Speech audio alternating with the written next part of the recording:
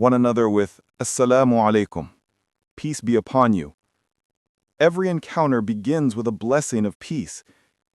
Imagine a world where conversation started that way, not with argument, but with peace. When I left that prayer space, something inside me had shifted. It wasn't conversion, it was connection. My faith didn't change, but my heart did. I realized that faith, in all its forms, is about one essential thing: remembering God even when the world forgets Him. And Muslims remember 5 times a day. That's why they carry a certain peace. That's why they walk with dignity. Because when you remember your Creator that often, it becomes difficult to mistreat His creation. That day, I stopped seeing Muslims as different. I started seeing them as devoted. And devotion, that's the kind of light our world is running short on. I later came across a verse from the Quran. Indeed, in the remembrance of Allah do hearts find rest. That's the whole truth right there. It's not in the cars, the houses, the followers, or the trophies. That's just noise. Real rest comes when your heart remembers who it belongs to. And their hearts remember 5 times a day. I can't help but respect that. One more thing I noticed. After prayer, they don't hurry out. They linger in that tranquility. Some read quietly, some smile, some simply close their eyes and breathe. They're not just praying, they're recharging. They plug into peace like we plug devices into an outlet. 5 times a day, they refuel their spirits. And isn't that something we all need?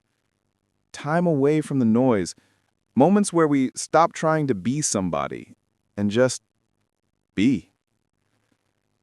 I didn't become a Muslim that day, but I will say this. That day changed me. It changed how I see devotion. It changed how I see gratitude. It changed how I see stillness. Because somewhere along the way, I realized that faith isn't about what you say, it's about how you show up. And Muslims show up. They show up when it's difficult. They show up when they're busy.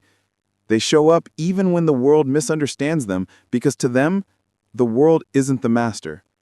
God is. What has stayed with me most was that final moment, when the prayer leader finished and everyone whispered, Ameen. That single word echoed through the hall like a gentle wave, and I thought, that is the sound of unity. Different languages, different faces, one heart, one purpose. We keep saying the world needs more love, more peace. Perhaps what we truly need is more remembrance. Maybe what's missing isn't love, it's gratitude. Maybe the problem isn't people. It's that we've forgotten who we belong to. That's what I learned, sitting there as an observer. It wasn't about religion, it was about relationship. The relationship between the created and the Creator. You don't have to be Muslim to recognize the beauty in that. You just have to be human enough to recognize truth when you see it. Because real truth doesn't need publicity. It doesn't need a logo. It doesn't need to shout. It just waits, quiet and powerful, for you to listen. And that day, I listened. So when people ask me, Steve, what did you see when you watched Muslims pray? I tell them this. I saw peace. I saw discipline. I saw devotion. I saw love so pure, it needed no words. The world may misunderstand Islam. It may misunderstand prayer itself. But I saw people speaking to their Creator. And that is the most beautiful thing I have ever witnessed. You know, I've walked this earth quite some time now. I've experienced more than I can recount.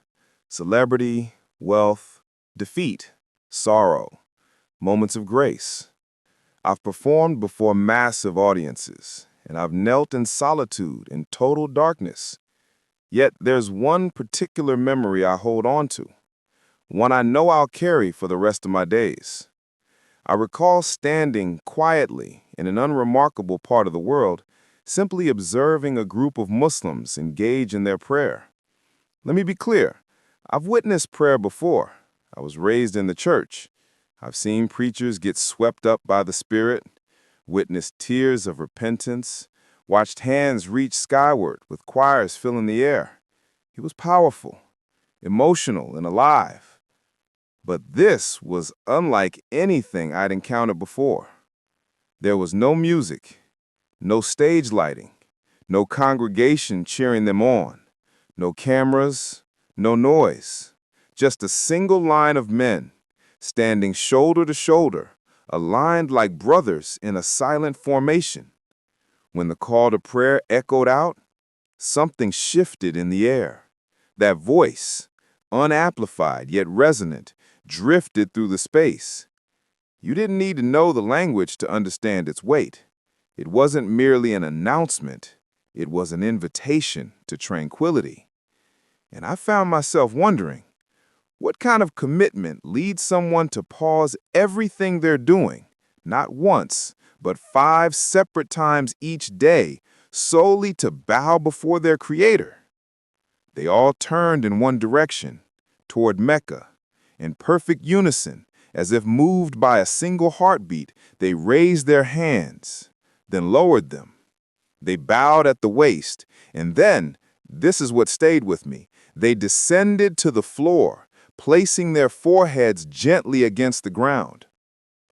That image seared itself into my memory. We live in an era where everyone is trying to appear bigger, stronger, more important. But here were grown men, fathers, providers, leaders, deliberately lowering themselves to the earth, not from a place of weakness, but from a profound understanding of who they were bowing to. And I tell you, something shifted inside me as I watched. I couldn't comprehend the words being recited. No one was speaking a language I knew, but I could sense it. That stillness, that complete submission. The man nearest me had his eyes closed, murmuring softly with what might have been a tear tracing his cheek. I realized he's speaking to God as though he's right there, as though they know each other. It dawned on me then, for these believers, prayer isn't just a ritual, it's a meeting. 5 times daily, regardless of circumstance, wealth or poverty, joy or sorrow, they pause, they cleanse themselves physically and mentally, and they step into the divine presence. Have you ever watched someone perform the ritual washing? It's not just about cleaning hands and feet. It's like they're rinsing away the dust of the world before approaching their maker. That's what I saw, and I couldn't look away. I've prayed my whole life, but never with that level of discipline, that quiet consistency, that rhythm. I thought to myself, maybe what I've been lacking isn't belief, I've always believed, but that structure, that unwavering commitment. Because these individuals don't pray only when life gets difficult. They pray because it's woven into their identity. They don't wait for a holy day or a sermon. They simply stop wherever they are and affirm, God, you are greater than anything I'm facing.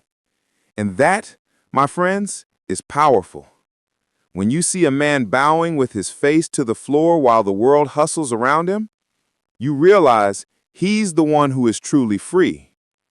I'll be honest, it moved me deeply. I'm not a Muslim, but I felt something in that space. The silence itself seemed to pulse with life. And I asked myself, Steve, you spent your life rushing from one moment to the next, one show to another, always fixing, always chasing. When was the last time you simply stopped? That was what struck me hardest. These brothers paused for God 5 times every single day. Just consider that. We complain we don't have time to breathe, yet they declare, I will make time for the one who gave me breath. That's why when they rise from prayer, you see a settled calm on their faces. No rush, no distraction, just a steady, anchored peace. That's the fruit of obedience. When you honor God in private, He grants you tranquility in public. And it wasn't just the men. I saw young boys praying beside their fathers.